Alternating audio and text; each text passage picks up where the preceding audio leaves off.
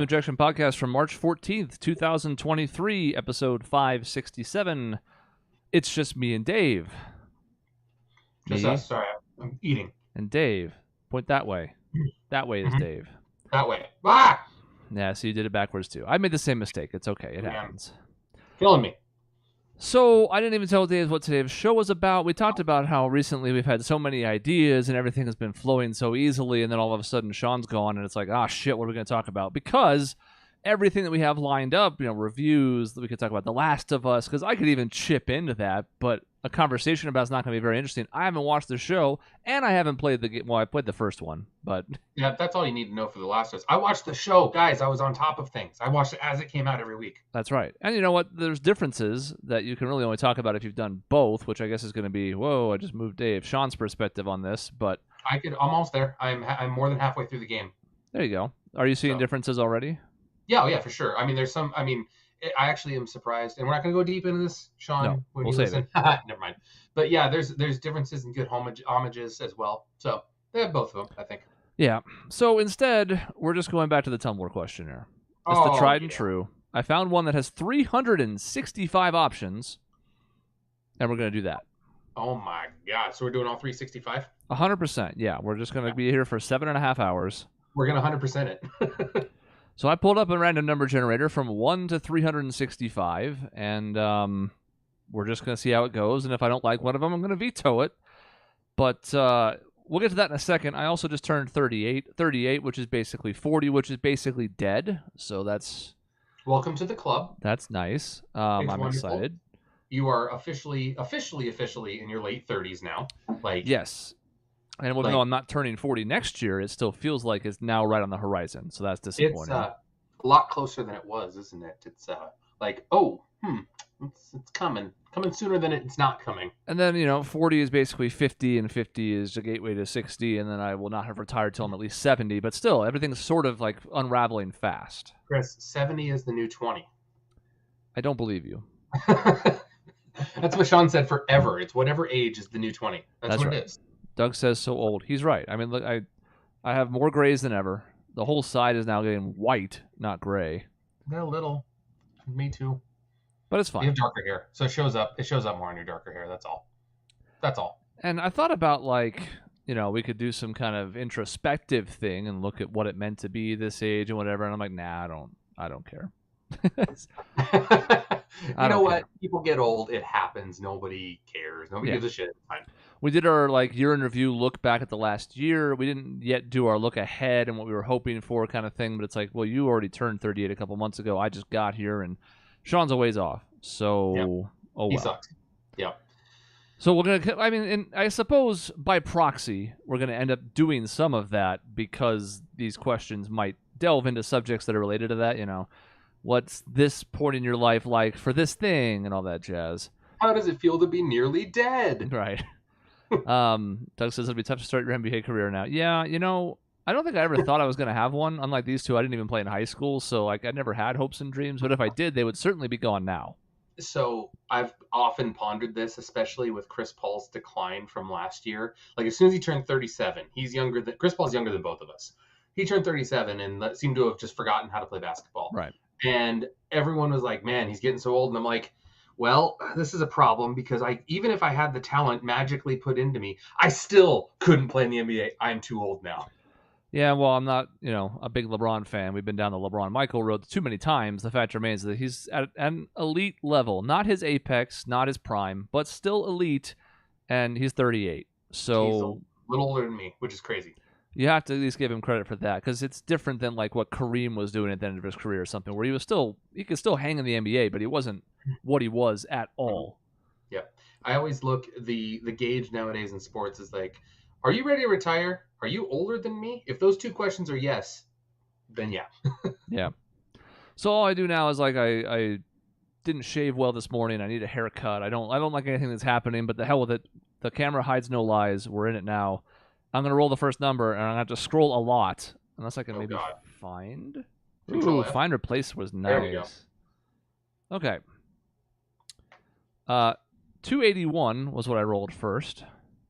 And it is, who has had the greatest impact on your life? Oh, God. Yeah, I God. told you that was going to be thought-provoking. I thought about calling the episode thought-provoking, and then I thought I would make an inflation joke instead and call it Nickel for Your Thoughts. So that's where we are now. I'm vamping while I give you time to think, because you don't know what these Please questions answer are. first, And sir. to be fair, I always kind of scrolled through to see if they were generally pretty good overall. I don't really know what I'm in for here either, so... All right. Who's had the greatest impact on my life? Well, look, the cheesy answer and the correct answer is my parents, because I kind of have to gauge so much of my life based on what they've done growing up, and now that I'm an adult and a parent, I have to gauge what my knowledge of how to parent. A lot of it comes from them, a lot of it comes from Courtney. Like, it's a mix of everything, but so much of it comes through the lens of how I was raised. So that's the only answer. I mean, it's cheap, but it's fair. Some of these are going to be kind of sappy and basic because it's sort of the nature of this. And while Sean, if he were here, might try to make them a lot more off the wall, I don't know that it would fit anyways. So, yeah. But I mean, what else? I don't know. I mean, sometimes there's a person, who makes a short impact. Like, I could say my high school girlfriend who nearly killed me had a really big impact in my life, and looking what I did, wanted a partner. So that's influential. Sure, you learned a lot. Mm-hmm. Not to die. Yeah, I mean, mom, sure. Couple teachers. Couple teachers were critical. I think I've talked about that on the show before, but there was one that really, as my parents were getting divorced, was critical, and then ended up switching the grade she was teaching because it wasn't just me, it was our whole class so much. So, like, I had her for 3 straight years at a particularly formative and important time. That's crazy. So that was important. That showed me a lot with, like, empathy and caring, and in a lot of ways, it made me think I wanted to be a teacher, and who knows, it's something I might still dip my toes into. I mean, I was in College of Education for a bit. I have looked at teaching gigs, but those are kind of the 3. I've had, mentors and other folks who have been somewhat important as far as my career and stuff like that, but I don't think those have the biggest impact on my life. They've been important. It's not to, like, just downplay it, but I think it's kind of those 3 in particular that stick out. Yep. Doug, you make a fantastic point. Yeah, my wife's up there because I wouldn't have kids otherwise. So, I mean, maybe I would. It just wouldn't be a stable home. So how's that? Okay. This is vague, but I guess we can make of it what we will. 179 is, with the resources you have right now, what can you do to bring yourself closer to your goal? My goal. Yeah, well, first you have to identify your goal, and then we can see what that means from there. Cool. Well, the resources I have now is to make sure my kids get through school and then not have to work until I'm 100. So I guess with the resources I have now is make sure I save money so I can retire someday. How's that? Because I'm getting old, folks. Yeah. It does make me wonder, like, what are we supposed to do in this economy for ourselves, for future generations? I've talked at length about the difficulties in Flagstaff at the moment when you really break it down for a couple different reasons. My brother just moved up in the area because he's working up here now, and, like, just in general, talking to people around Flagstaff because of my work about how it's like you need a 2-parent income to afford a 3-bed, 2-bed house at all, period. I mean, if you're making $200K, then maybe you can have a stay-at-home mom, but guess what? Most people don't make that much. So it's like, if things are going to continue to get worse, and I don't know, economy-wise, there's obviously always fluctuation, but there's always going to be, like, peaks and valleys. But, like, it seems especially bad right now, especially for home ownership. I'm like, man, I don't have a lot of resources right now. I mean, I have some. Sure, I've got capital I could bank on. I've got money set aside. Like, I have some things, but, like, if my goal is to own a home and, like, start a family or whatever, I don't feel especially close. I mean, what can I do to bring myself closer? Probably change careers is the best bet I have. Oh. And what? I mean, it's tough to change careers once you've kind of entrenched yourself. Yeah, that's a simple sentence, but so multifaceted when you break it down. So that's not really an answer, because the answer is I don't know, but I also don't know really what my goal. I mean, I have several goals. I don't think I have just one, and there isn't, like, one main one, but still. So it's kind of a cop-out, but it's kind of a bad question. So if you want to start a family, do we need to start up that old dating profile from, like, 10 years ago? I thought about that, but I think the problem with that always was that Michelle had access to it because she created it. She won't now. I guess. I mean, I have to start from scratch. I guess I could go back to the episode, duplicate all the steps, and then... Yeah, exactly. Me and Sean can access it. We'll hook you up. You'll get it. Don't worry. Okay. You'll get something. I can't promise what. But you'll get something. It might be human-shaped. You don't know. If I remember right, Michelle accidentally selected that you were only looking for bi women, which not a problem, but also narrowed your field significantly. I think there was an age range problem too. I think there was a couple different issues, and I don't even know if both of them were her fault. But You had like 5 matches total or yeah, something. or I'm just unlovable. That is also a That's not true. possibility. Not true. Okay, well, 246. If you could relive yesterday, what would you do differently? What was yesterday? What day is it? What year is it? It is Tuesday. Yesterday was Monday. Oh my God. My answer that would be simple is call in sick. Which doesn't actually solve anything, but I mean, we're in the middle of furloughs and it's spring break and we're moving buildings. So while it's boring to talk only about work, that's pretty much all I did yesterday. We're already shorthanded on Mondays because of the way we're staffed. So having additional people out just makes it blah. So there's not a whole lot I can do to change that. I can't go into yesterday with new knowledge of like, oh, if I do this better, because the answer is it's bad and you got to slog through it. So I don't know. I would have probably tried to get a little farther in Last of Us. I went to bed late because I was really getting far playing it, but I probably could have got a little farther and dealt with being tired today. So that's all I would have done differently. Yeah, like maybe planned ahead better so I didn't eat lunch at 4:30. I guess That's bad. that could be better. That's a more normal time. That's bad. Yeah, that's one of the worst it's ever been. That usually happens on Fridays. That doesn't usually happen on Monday. See, the problem with this question is you're going back and saying, like, if I could fix it, but only get one shot at it. It's not like a Groundhog Day situation where I can just repeat the day. Well, then, all right, if I can repeat the day, then I'm going to go and go crazy then pretty much. Just right. Drive to the beach. I don't know. Have one day where I kill a bunch of people because it's not going to matter. Sure. Have one day where I win the lottery. It's not going to matter. Invest in the bank after they lost 50% to gain 18% today. That's the difference between yesterday and today. Yeah, I mean, again, you can steal the lottery numbers. There's all sorts of things you can do that are sort of on the nose, but they work for the question. Stop being so practical, Doug. Yeah, get out of here with that. All right, I'm going to skip 240 because I feel like it's too similar to one we've already had. Who is your mentor and what have you learned from them? So we've sort of talked about damn near that same thing. It made me think of who is your daddy and what does he do? So let's go over here then. I'm scrolling. Josh, I agree with you, Shadowhawk, there that I always would have made myself write more notes. Yeah, I always think about it after meetings and everything like that, where I'm like, man, I wish I would have taken notes on that part. But so often you're writing notes and you're like, I don't know if this is important or not. And then you miss the point and you're like, well, can't catch up now. I'm a terrible note taker. Always have been.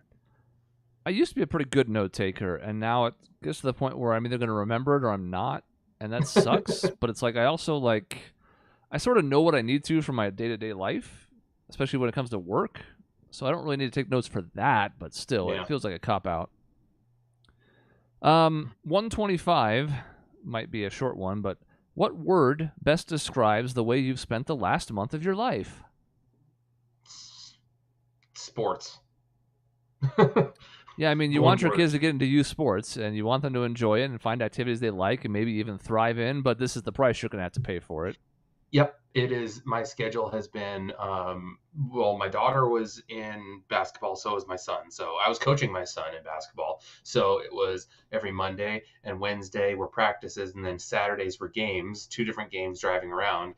And now my daughter's in softball. So now she has practices Mondays and Thursdays and games on Saturdays, but she's also in the school play. So yeah, I'm all over the place, all over the time. Mine is probably busy. I don't know, because I don't want to just say work. It's been more than just work. It was, I was down in Phoenix and there was the major storms up here. So part of that was dealing with that from the paper. Part of that was getting out of town before the next wave of them hit. So I didn't miss a disc golf tournament. That was busy. And the stuff I just mentioned earlier on about other stuff more recently, it's just, I knew coming in that end of Feb, March was going to be rough. It's been even worse than I expected because some unexpected things came up. So even just with what I had scheduled, it was like, oh, that's going to be a rough couple of weeks. And then it went even further beyond that. Yep. So, yeah. Hopefully it's rewarding. Sure. Every 2 weeks on Friday, maybe? 344. is what skill do you know well enough to teach to others? I was just coaching basketball, so probably that. I mean, that's one. But it's funny. I don't think I'm a very good teacher. I kind of know how to do things, and when I try to explain them, I get a lot of quizzical looks, and I don't like that. I got to figure that out. It's kind of a skill you have or you don't. You can definitely develop it. I mean, obviously, it has to come from a base of knowledge first, and luckily you have a good grasp of the fundamentals when it comes to basketball, so then it's just about conveying it in an interesting way, one that helps people retain it themselves, keeps them engaged, etc. Journalism's the layup here, I suppose. I mean, I have found that people come to me for advice on disc golf, and I'm like, I am still very much figuring out my game myself. Like, I have accomplished a good amount in the short time I've had. I'm not trying to downplay it. Like, I'm happy with where I'm at in my career. But at the same time, I'm like, I'm sort of self-taught. Like, I haven't really watched a lot of forum videos. It's mostly just going out and doing. And I can try and convey that as best I can. But with journalism now, I mean, again, it's been, I guess, 19 years, if you want to count going all the way back to the student paper.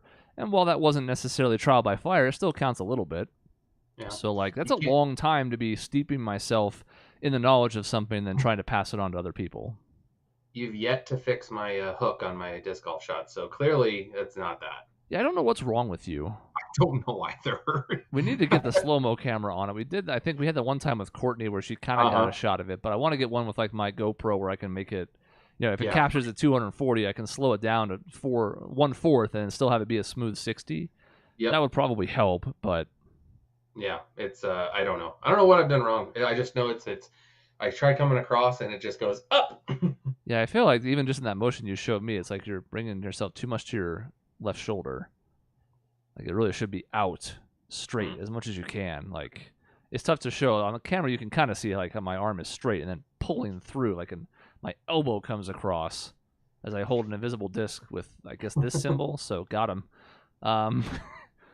Anyways, yeah, I think that's probably the best one because I don't know. Like, at one point I would say I was decent enough at poker knowledge to where I could kind of go over that in depth, but the game has gotten so much more complicated since the mid-2000s, and even I understand that only at the very surface of levels, so I don't think that one counts either. God, I feel so bad that, like, poker's almost not fun anymore because of that, in a way. Like, unless you keep up, it's just like, all right, well, I guess I'm just going to lose, so... Yeah, I mean, if nothing else, I think it's bad for the game, not because of what solvers have done and, like, overcomplicated with math, but because a lot of people now play so robotic at the table. And the highlight of the poker boom in the mid-2000s was all the personalities and they could do, like, the biographies of people that were going to make it deep in the main event, and now it's like everybody has the same delay in every decision they make, so they don't give any tells by altering their timing, and it's all very, very robotic now. In some ways, it is better because of it, because, again, now you can really get into the nuances of the small decisions, and the skill means more than it used to, but I think it's mostly been bad overall. You know what's more fun to watch is Doyle Brunson with his 10-2. Yeah. Outplaying a man. That's old school street poker. Oh, yeah, I get it. It is more fun to watch, though, I will say. This is an interesting one, I guess, but what the hell? 65 is, what is the difference between falling in love and being in love? Deep, generally, huh? Yeah. I mean, what's the difference? Falling in love is infatuation a lot of times. Everything's new, fresh. You're not scared. Like you're not in the weeds. Being in love is consistently being okay with whatever happens, and everyone's not mistakes, but their imperfections and their inadequacies, and being okay with that and accepting that. Yeah, I guess it's like falling in love is finding things that you like from the best of what they have to offer, and being in love is learning to tolerate the opposite of that. Yeah. Where it's like, I mean, it's sort of akin to what you said, so I'm not like doing anything super profound, but it's like, to me, it's even more so like the little things. Like you fall in love with somebody for the easy stuff because, their personality, because their looks, whatever, the stuff that's more surface level, and then you stay in love because of the small, like, eccentricities that you think are attractive, or because you really like just spending time with them. You don't care about doing things and going out and establishing a relationship, but just existing is enough. So I guess that's my answer. There you go. That's all I've got. Yeah. Number 210. When was the last time you lost your temper? About what? Man, I don't get mad frequently. Like, this is a thing that we talked about last week. Like, Sean was so pissed at me because I didn't get mad, which I love. I love the fact that I can make him mad by not being mad. But lost my temper. Man, I truly can't even think of the time I really lost my temper. I've been disappointed and frustrated. I mean, work it happens that way. Kids can be frustrating, but lost my temper. I don't really know. I truly can't think of a time I don't feel like I get overcome with rage like people do, like the seeing red, like people say. Yeah, I suppose I'm sort of the same way, where I've never really seen myself as getting mad too often. I get frustrated. Yeah. There are certainly times, work or otherwise, especially, I've talked about this on the show a little bit before, but like the biggest pet peeve as I'm getting older is like doing things multiple times. When time is so sparse and so valuable, the last thing I want to be doing is repeating anything. So it's frustrating enough that that's my own fault for some reason. I'm like anybody else. I can make a mistake. I can, do something in the wrong order and have to go backwards. Like, that's all fine. That's well and good. But when it's somebody else, especially when it's somebody else who should know better, that's the stuff that'll get me on tilt pretty quickly. But I'm also like, I don't know. I used to get mad in like high school at video games. I was more like Sean back then, where I could spike a controller.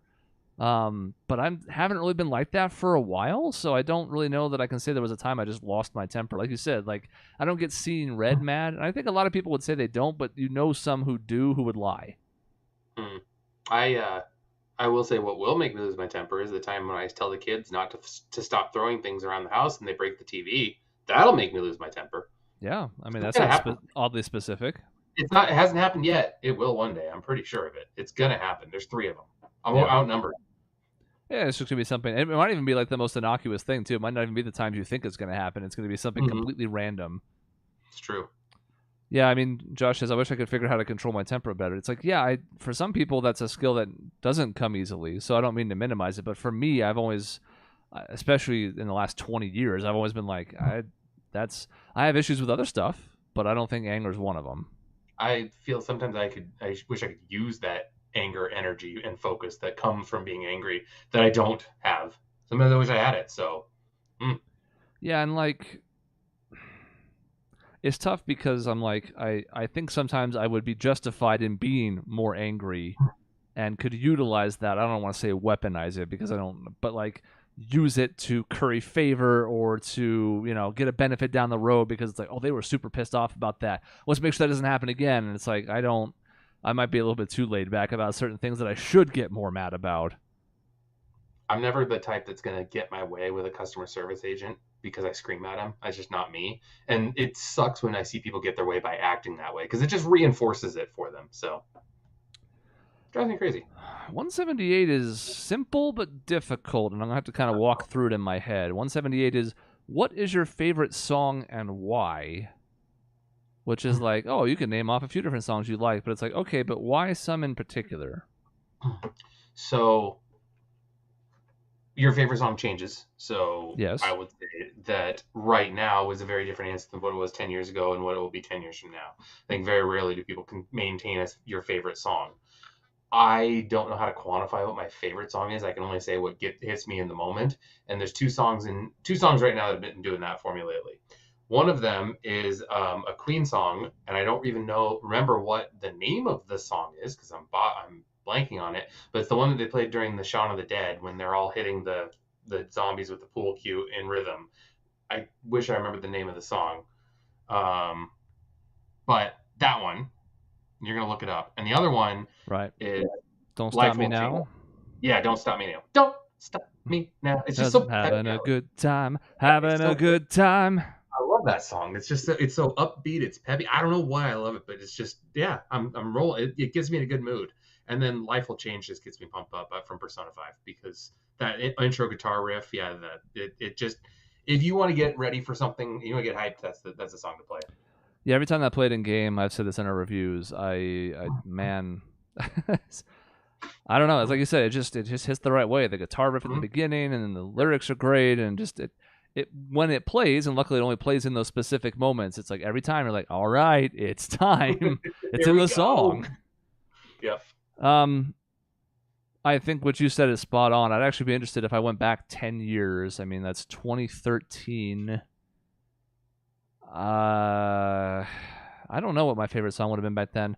I do have like a live journal from the late 2000s that has all sorts of different picks when I wanted to have, because everybody loves vague booking, as we would call it now, or whatever you want to say about like passive aggressively posting or using song lyrics to say what you're thinking but not say it. You know what I mean? That was really fun back then. My most played song on my phone right now is Footfalls from Final Fantasy XIV Endwalker, which is like the main theme. I love that track. It's like a little bit of every expansion before it, so it like ties all 10 years of the games together, but it's also just really good musically. So that right now, is that my favorite? I mean, maybe. I've been listening to the hell out of Compliance from Muse. We are going to their concert in 2.5 weeks. 3 weeks? Yeah, less than 3 now. Man, it's coming. So that one's risen up my ranks quickly, at least as far as Muse goes. Might be number 2 or number 3 for me from them all time. Those are 2 that are way up on there right now. Like, I can't see how many listens, but they're up at the top. All time, I mean, it like, as time goes on, the one I keep going back to, and we've talked about this story before, is By the Way by the Chili Peppers. I think because of the nostalgia that's attached to it now. Because like as a song, that's probably not even one of my 3 or 4 favorite Chili Peppers songs, but it puts me in a very specific place. And that's sort of what makes video game music works for me too, is like it works in that moment. Just like Life Will Change, like we said, it's like about a connection to something more than just the song itself. That one has a very specific tie for me to things that I loved from high school. Makes sense. Also, the last time you updated your live journal was 2006. I just found it. Yeah. It's also supposed to be private, but it's not, so it's not great. It's pretty whiny overall, if I'm being honest. I'm very curious to see what's in here, and I'm not saying the name of what your username was, because I know it, but no one else has to. That's right. And I expect it to be a whiny mess, so just know that going in. I appreciate one of your last posts is, I burned 4 of my fingers. Ow. Yeah, I think I had worked like 13 or 14 hours that day, and I tried to just grab the pizza stone out of the oven without mitts. That was dumb. Yeah, I mean, I have no justification for it. I was, dog tired, but I mean, yeah, I'm surprised you remember well, because it says thanks to a pizza stone that was rather hot and a me that was rather tired. Yeah. I mean, I have a good memory, but that was one that, I mean, I haven't thought about that in a long time, but as soon as you mentioned it, it's like, oh yeah, I did do that. Yeah, I had calluses, just big circular calluses on each of those 4 fingers for, I don't know, a week and a half. I believe it. This one also might take some thought, but 33. If you could choose one book as a mandatory read for all high school students, which book would you choose? Now, as Dave thinks about this, keep in mind that you're going to have to be very careful choosing that book, because half of them are going to get fucking banned anyways. So if it has any kind of questionable content, and you might not even think the content's questionable, just know that it's going to be short-lived. So keep that in mind as you make your decision. There's a good chance you're not going to get it through anyways. It's really too bad. I mean, the cheesy answer, I think, in a strange, ironic twist, is Fahrenheit 451. And that's not exactly high school level, but I read it there. Yeah, I mean, it is one of those books where it talks about, hey, look what happens when you dumb down society and you don't have the free thought and you have people that suppress knowledge. Well, that's what happened in that book. And there are some parallels between that book and now. It's not everything, but there's some parallels there, that's for sure. Yeah, interestingly enough, I think I disliked Fahrenheit so much that I don't even want to think about recommending it, but I think you're right, because the other one that popped in my head was 1984. Yeah, so 1984. We can use fiction as sort of a cautionary tale, as more and more things from those 2 books seem to be coming to pass over time. So we can use this as a way to inform people like, hey, look, even back then, this was something that we could sort of see as a possibility. Now, again, maybe this was more tongue-in-cheek and it wasn't meant to be like this actual representation, but either way, there are now parallels you can draw from it in a way that's meaningful in 2023. Brave New World as well. I think that one's actually probably better than Fahrenheit 451. So I've always liked that book. It's an odd story in a sense, but it's when you think everything's perfect because society tells you it's perfect, then you see there's another way. Oh, it's interesting. Yeah, I think that's a solid pick. I thought of Perks of Being a Wildflower. And I think the one I would not recommend anymore whatsoever is Catcher in the Rye. Now, Yeah. I hate that fucking book more than most. I know, but I'm like, this was, I think, 1950. And at this point, like, nobody talks like this anymore. Nobody really acts like this anymore. And I don't really know what meaningful things you can draw from it. I think that was like angsty teen in the 50s, which became angsty teen in the 90s. And now everyone got sick of angsty teens. Yeah. Like, yeah.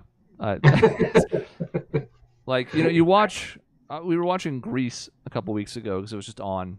I was like, wow, I haven't seen this in a while. And like Olivia Newton-John just passed away not too long ago. Like, sure. And things that I noticed from watching that is it has not aged well. It's funny to see everybody who's like 30 years old in high school. That's not even unique to Grease, of course. Even today, we still see that sometimes. Like the cast of Cobra Kai is getting in their upper 20s at this point, but they're still like in high school. But also like just the way people talk and act has changed so much.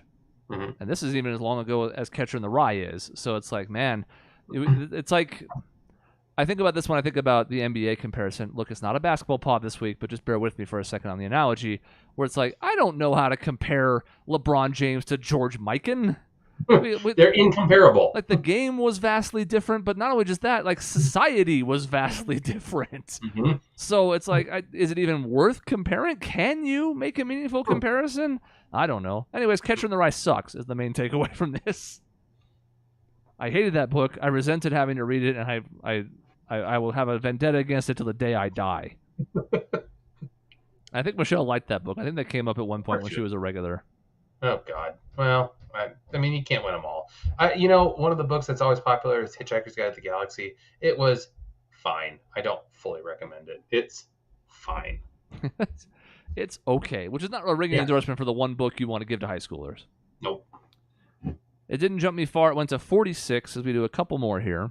46 is, are you more worried about doing things right or doing the right things? I'm probably doing the right things because you can correct a lot. Like, you can fix a lot of mistakes. There's not many things that you can't be like, crap, go back and fix it. But you want to make sure that you're not screwing it up in the first place to make it. If you don't do the right thing, you may not be able to correct your mistake. Yeah, I think I'm with you on this because I am a stickler for doing things right, especially because like the efficiency junkie and my line of work in particular, it's pretty important to do things correctly. However, there is really nothing worse than misguided effort. It's kind of akin to the pet peeve I mentioned earlier, where it's like, you can do something as right as you want, but if you're pouring time into the wrong things or a misguided effort, then what are you pouring time into? If you get to the end of a project and you go, well, what was the point of this? Then it's not even a matter of how well you did it. The whole effort was wasted. So obviously there's merits to both. The whole point of the question is to kind of make it like a this or that, but I don't think it's all that difficult, to be honest. If you're doing the right things, with repetition alone, you'll get doing them right a long way there. Yeah, exactly. All right, let's see. Oh, it jumped me a lot. Oh, God. Control F. 310. What was the last thing that made you laugh out loud, LOL? Dang it. There's something in my text that I got recently that was that, and I can't remember what it is, but hold on. I'm going to type my search of laugh out loud because this is what happens when you get old. Is you can't remember a shit anymore. While you look for it, I know mine off the top of my head. Okay. It's not going to be funny at all presented like this. A lot of humor isn't. It's like trying to read the comic strips to somebody. It was a dumb YouTube video. I don't remember where I talked about it. I know I showed this to like some others in the house, like Sean and Michaela. Here's a minute version of it. It might still be funny. I'll just encourage you to check it out on your own and you can see for yourself. But there's a game called Moonbase Alpha, And it was not really a game. It was educational. It was put up by NASA, and they were supposed to be doing like these simulations of missions on the moon, and again, like edutainment, right? Akin to an Oregon Trail or whatever from back in the day, where it's a game, but it also teaches you. Of course, the internet in general doesn't care about the positive aspects of something. It doesn't care about the teaching moments. It cares only about making things as silly and ludicrous as possible. And what Moonbase Alpha did was allows you to talk to other players via text-to-speech. And you can imagine how this might be a colossal mistake. It also allowed you to put in singing because you could give it specific tones, so people could duplicate songs and like they could make tones. It could make the sound of like a phone dialing and then like pretend to call in for a pizza. You could do all sorts of things over the comms as you and your fellow astronauts are trying and failing to survive on the moon. And the one that got me, there's a whole video where there's a couple people that are like personalities on YouTube playing it and having fun doing it and like fucking around with the text-to-speech and having a great time. It culminates in them singing Happy Birthday to John Madden. This is right after he died. Deceased, yeah. And so just the unexpectedness of it comes out of fucking nowhere. Because like the John Madden in text-to-speech is already a meme, but then to have the robot sing it to him after he died. It got me, and I could pull that video up now, and it would make me laugh. So that's the best stuff. If I need to get myself out of a bad mood, I'm having a shit day or something, I know I can pull that up, and it'll be like, that's good, and I'll forget what's getting me down. So the question was, what's made you laugh out loud, right? Mm-hmm. Okay, I remember now what it is. Thank you for vamping. So everyone has heard of the national sensation of Cocaine Bear. I'm assuming. Yes. One of my probably my favorite YouTube channel, apart from this one, is Pitch Meeting. I've talked about it on this show before. I know where we're headed. Yes. And Pitch Meeting did one for Cocaine Bear, and it's very early in there, and so they talked about the fact that, hey, this is based on a true story. Yeah, Bear got into a whole bunch of cocaine. Oh wow, did he go on a bunch of adventures? And the screenwriter goes, no, he died. Yeah. And he got to do. And he got to later on in the same video do the new take on the super easy, barely an inconvenience line too. So I mean, it was a real winner of a video if you like the Pitch Meeting series. Just the way I had to pause it. It was one of those. Courtney and I were watching. It was like late at night. We had actually just finished watching Last of Us, and I put it on. And I'm just like, look, we got to watch this. And he just said that, oh yeah, he died. And it's like, oh yeah, that's true. A bear who got in a bunch of cocaine probably would die and not go rampaging. Yeah, that sounds correct. I mean, as much as we like to fantasize it for the movie, and look, the movie is a great concept, but yeah, I mean, usually if you snort a bunch of cocaine, you're probably gonna fucking die. Exactly. It's making me laugh now. So thank you. That got me. All right, last one, because Cody's actually just off camera over there. I can point at him because he is over there. He's not Dave. He's over there. Yeah. He's over there. Okay. 300 on the dot is not about the movie, but what is your favorite sound? And it sounds like dumb on the surface, but I'm actually like, because beyond the esoteric, I'm like, because there's a few I can think of, and I'm trying to figure out like what the best one is. One, while it's stupid, is like I love the white noise my machine makes. Yeah. Because like that, it blocks out everything for me. And yet if I need to, like if I get a phone call or something, I still hear it. So I don't have to worry about earplugs or any of that shit. So it's perfect for blocking out all the stuff I don't want to hear. So now when I go to bed and I hear that, I'm like, this is great. This means it's sleep time. There's a good like feeling associated with it beyond just the utility of it. So besides the super cheesy answer of kids laughing, because there is something really kind of cool about that, especially like a super young kid laughing, because I don't know, there's something, everyone smiles when that happens. I would have to say another cheesy answer was hearing rain outside, like ocean waves and rain, like those stupid like ASMR type of stuff where you just hear like a little pitter patter of rain or ocean waves. It's just like, I'm in a peaceful place right now. Mm-hmm. That's what I like. Yeah, rain in particular. I'm not a guy who gets a ton out of the ocean. I mean, I get the appeal of the sound. Don't get me wrong. It's a nice sound. But I'm not a big ocean guy, so I'm like, But rain, I think, just because the monsoons in Phoenix were always pretty stellar. And then up here, we get rain outside of that time of year. And it's just really nice to be able to open up a window and not only get that fresh smell and all that, but also the sound. Yeah. And I guess it's sort of akin to the noise machine thing, because some people use exactly that because that's the sound that puts them in a good place. Mm-hmm.